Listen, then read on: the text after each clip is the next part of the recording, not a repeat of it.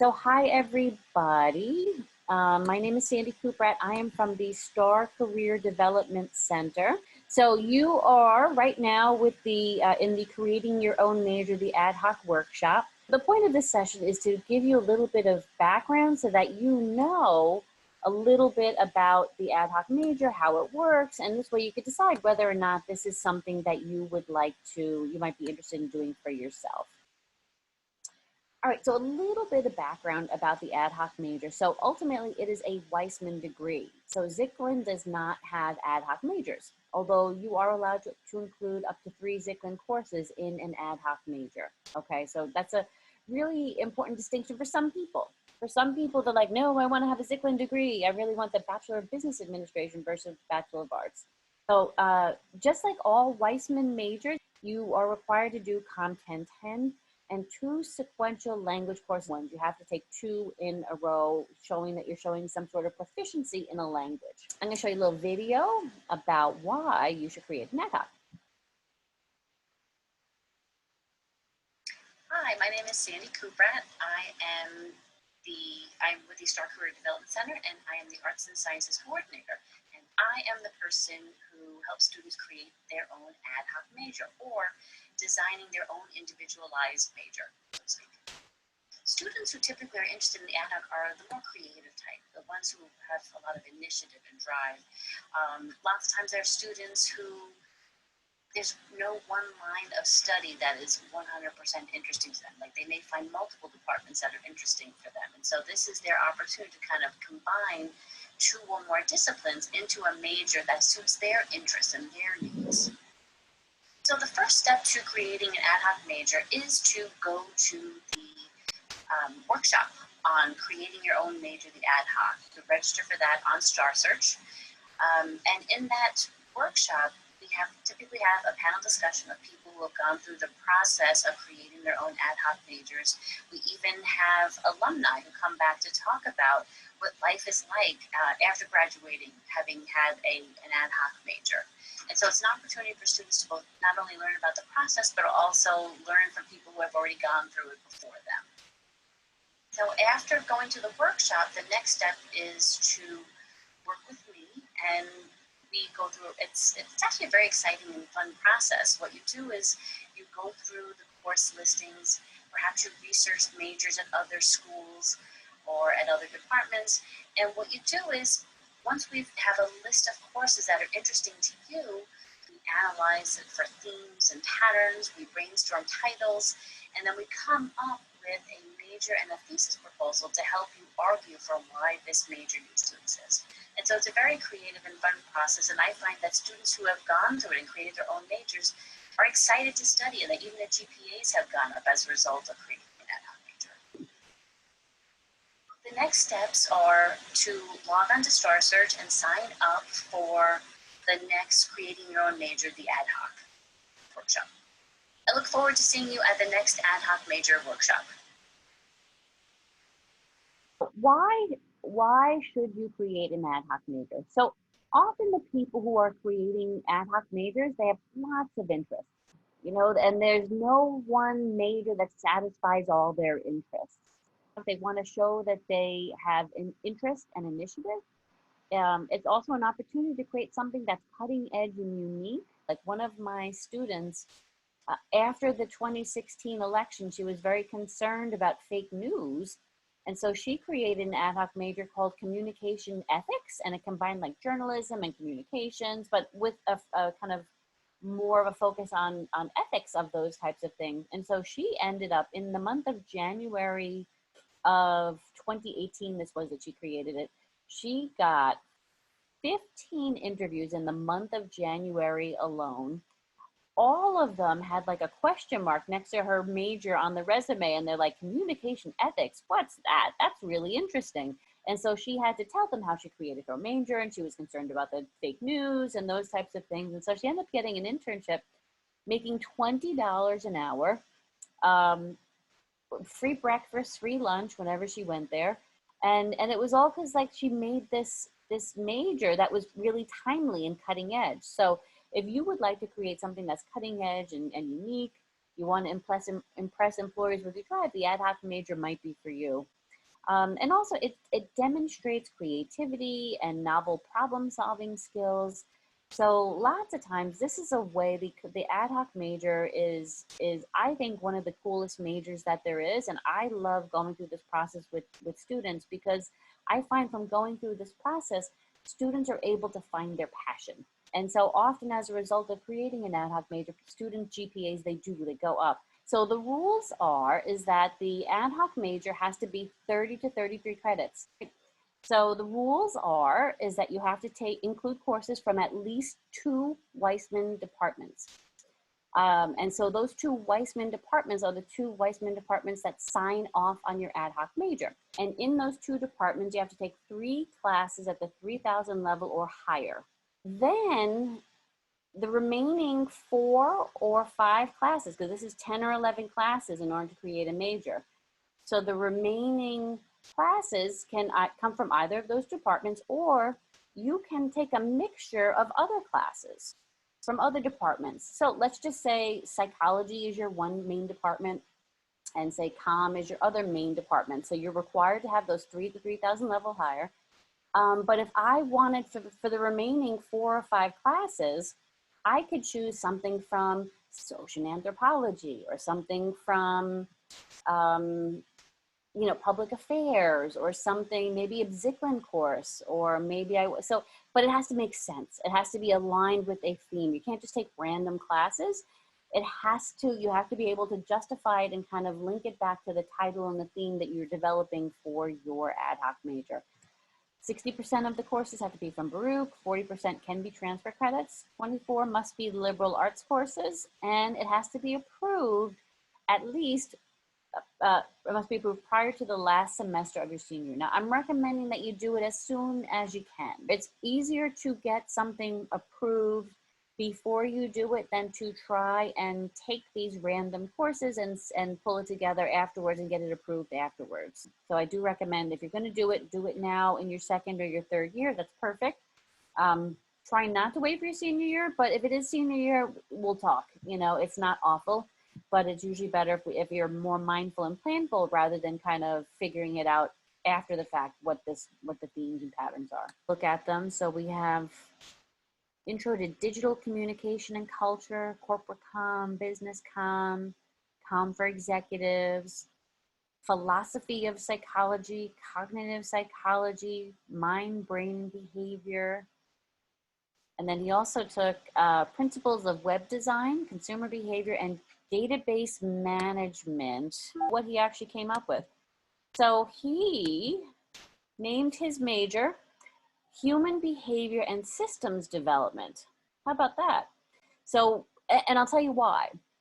So in addition to these mix of courses right now, so looking at this, can you see that a little bit? So he's thinking about behavior. So like Aisha, you were saying understanding behaviors, right? So understanding behaviors, human behavior and systems development. So what he wants to do is he wanted to be an what was it called? UX designer, user experience designer. And so what they are people who work with people and technology, and what they do is they're trying to see how can we build technology so that it is useful and easy and user-friendly for the end user. So it is a user experience UX designer. And so they help the technology people build systems that are people-friendly and that people kind of get and they're able to navigate easily. So what you have to do, the first step is you're researching curriculum. You're trying to figure out, all right, like how am I gonna come up with this mix of courses? Right now, for the first 2 years when you're at Baruch or at any of the other schools before you transferred, you are following the CUNY pathways, right? You're following the CUNY pathways. There's kind of these baseline classes that you have to take and everybody has to take. But then the majors, that's the fun part. So I recommend that you review existing majors and minors at Baruch. We have some really cool, not only majors, but like interdisciplinary minors that you might want to check out. And in those, they have lots of really cool courses. Even to research dream programs at other schools and see if you could create a similar path at Baruch College. So for example, like if Baruch, say, wasn't your first choice of schools, or maybe you know, like, oh, I really want to go to this other program because they have this, like, this cool, let's just say, artificial intelligence studies at, like, another school. Look at that curriculum and see, can I replicate that at Baruch? Do we have something similar, and can I create that and give it the same title that they have at that other school? Also, investigate course offerings on CUNY First, Baruch College Bulletin. The departments have lists of upcoming courses for the next semesters. They usually know what courses they're going to be offering. And what I forgot to put on this particular slide, we're part of CUNY. So you could take courses at other CUNY schools. The whole CUNY system is your oyster, so to speak. So you could take courses at another school, and up to 4 can be included in your ad hoc major. CUNY BA is where you take classes and you have access to all of the CUNY system. So Baruch can be your main program or be your main school. But if you find that you want to take some natural sciences classes, say at Hunter, because they have better natural science classes, or Brooklyn has better music classes, or what have you, you can do that. And the CUNY BA allows you to, the difference between the CUNY BA and the ad hoc is that if you do the CUNY BA, you get priority registration at those other schools, versus if you take it as an ad hoc and you're just taking transfer credits, you get, like, last priority for signing up for those courses. So it all depends on, like, how difficult it is to get into those classes that you want, as to whether or not you really want to consider CUNY BA as versus the ad hoc major. Another thing that you could do when you're creating your ad hoc major is consult with professionals. So you're not expected to know everything when you're creating this. It's part, like, what am I interested? But you can talk to your professors, you can talk to industry experts, you can talk to alumni. If you know somebody in the industry that you're trying to get into, those are great people to talk to give you ideas about what courses do you think would be helpful for me as an undergrad. So now we're going to talk about the step-by-step, the process. So we've kind of alluded to it along the way, but we're going to go through it step by step. So the first step to creating an ad hoc is, 1, attending the workshop. Check, you guys are here. So you get credit for doing it. That's why it's important for you to sign on using the kiosk. So if you have not done the kiosk and signed in, just make sure that you have, because this way you get credit for having been here. Because if I look on there and you haven't got it, you can't make an appointment with me. So it's important, if you want to make an appointment, make sure you sign in on the kiosk as you. You create this list of 10 to 15 of your favorite courses, and then what we do is we analyze the courses for themes and patterns. We think about your career goals, and then ultimately what we do is we brainstorm titles that will help you, that are not only aligned with the theme, but will also perhaps help you achieve your career goals, whatever that is, be it grad school or just getting the job that it is that you want. So after we have a title, then you can write your thesis statement. So the thesis statement is typically 250, 300 words. Really, it's not that much. It's like a half a page to 3/4 of a page. It's nothing. But you'll always have to justify in your thesis statement, how are these courses aligned with the title that you came up with? And that's always the trick. Most students will say, I learned this in this class and I learned this in this class. No, it is, what did I learn in these classes that's aligned with the theme of the title that I came up with. So that's the tricky part to the thesis statement, okay? But once you have your thesis statement done and I've signed off on it, the next step is to go to the Weissman department to get tenured faculty to sign off on it. So from each of those 2 main departments that you select, so be it psychology and the comm department, you get signatures from those departments. After the 2 faculty members have signed off and I have signed off, the dean has to sign off on it. And then, yay, you have an ad hoc major, or we have to repeat it and just kind of revise it based on the feedback that we get from the dean's office. Timeline. So people always like, I have some students like, I need to make an ad hoc now. That doesn't happen. Okay, so I'm just setting expectations. You can't create an ad hoc now. There's no such thing as, it takes a while. It's a process, okay? It's a fun process. It's a worthwhile process, but it is not something that you do in a day. So the average number of appointments before your proposal is complete is about 5 to 6 sessions. So that's about 5 or 6 weeks sitting with me to get this thing done. After that, time to completion ranges from 3 days to 2 years. And so I'm going to explain that to you. And this part really depends on you. So this is how quickly time to completion range, How quickly do you get all of your signatures from the tenured faculty? And that depends on your drive and initiative and finding a tenured faculty member to sign off on your ad hoc proposal. Okay, so that it could be anywhere. I had one person, he got the record. He got the record. He was a senior and he had to get it done in 3 days. So he went to each of the departments and got their signatures. And I had someone who sat, I think in someone who, it was 2 years before they finished it. But that was because they sat on it for a while. They didn't get the signatures. They didn't complete the process. So it really does depend on you as to how quickly you get the signatures on this. Usually once you've gotten your 2 signatures, you bring it to the dean's office, it's about a month. It's about a month before it gets approved by the dean's office. Or things that you need to keep in mind. Shouldn't say pitfalls, things you need to keep in mind.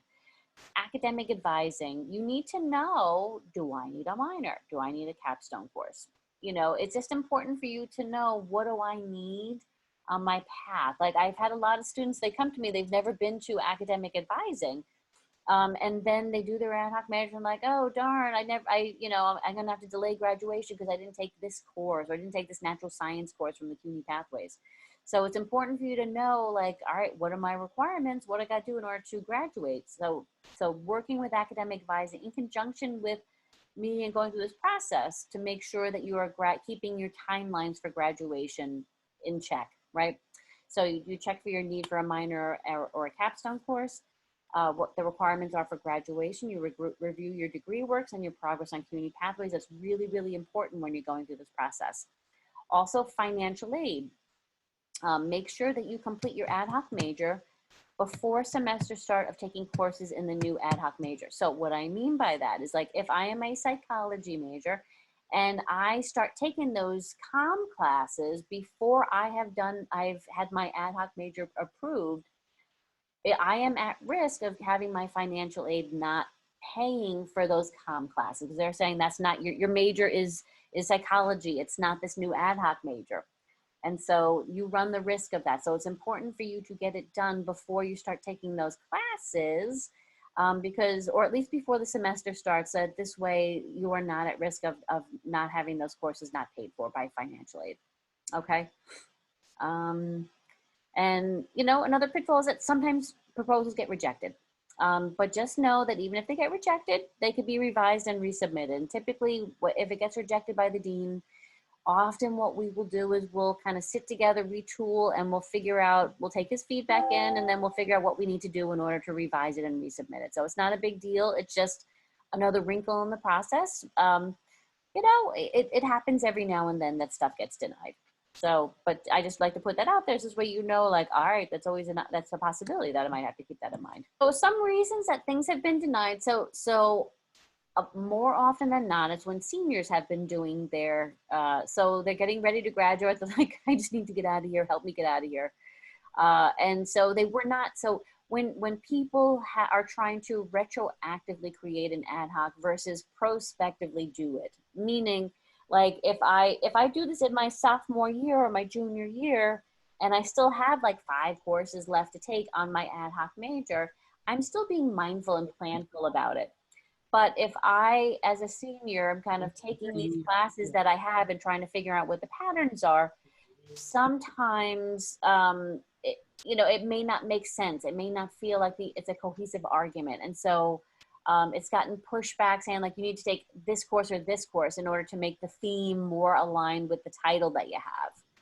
So it's usually when the courses that you have on there, it's not a clear link to the title. So now, if you don't know if you're unsure of your major, you're unsure of your future career, we have career testing for you to do at Starr. And so there's one that you could do on your own called Focus 2, and I'll show you that in a minute.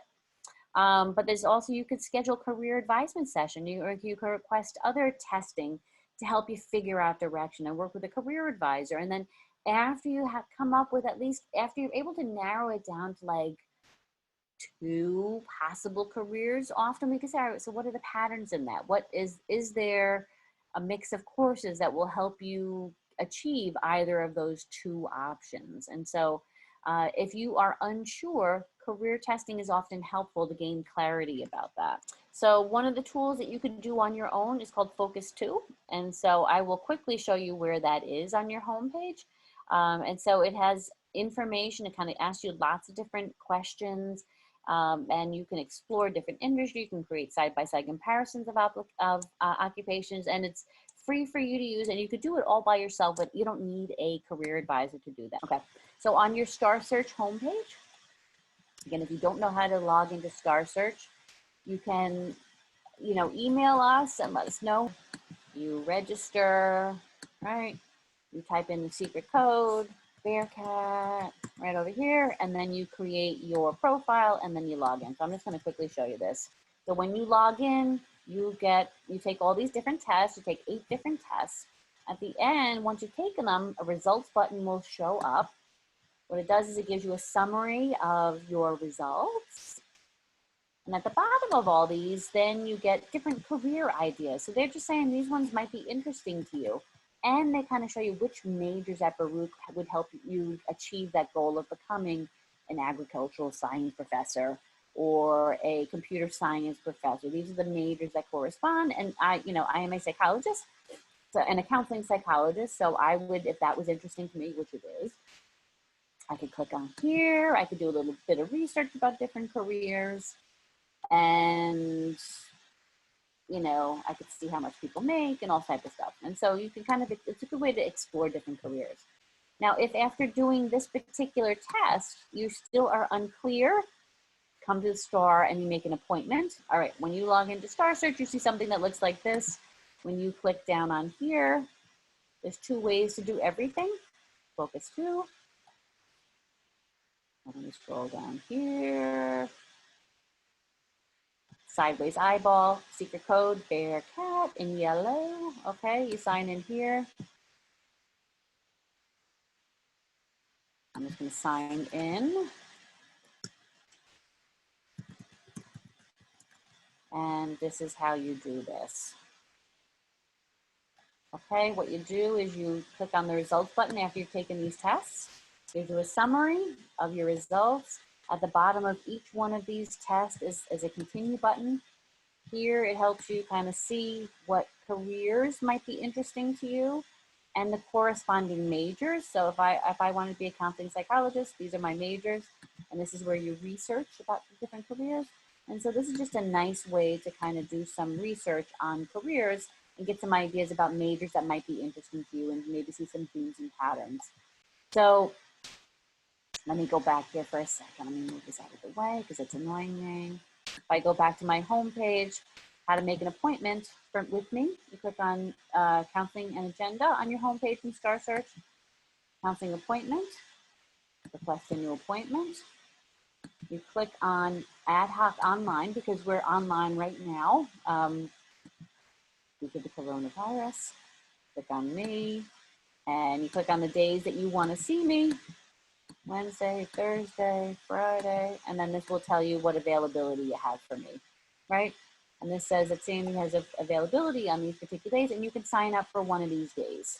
You log in. These are the 2 places on your homepage. It's a shortcuts and on the homepage itself. Also, if you don't have the Starr Search app, it is not called Starr Search app in the Apple. The Apple Store or the Google Play Store. It's called Careers, Simplicity Jobs and Careers is what it's called. And it has that balloon and briefcase icon. And so you can search for jobs, make appointments with me. Also stay connected with us using our social media channels. We have Instagram as well.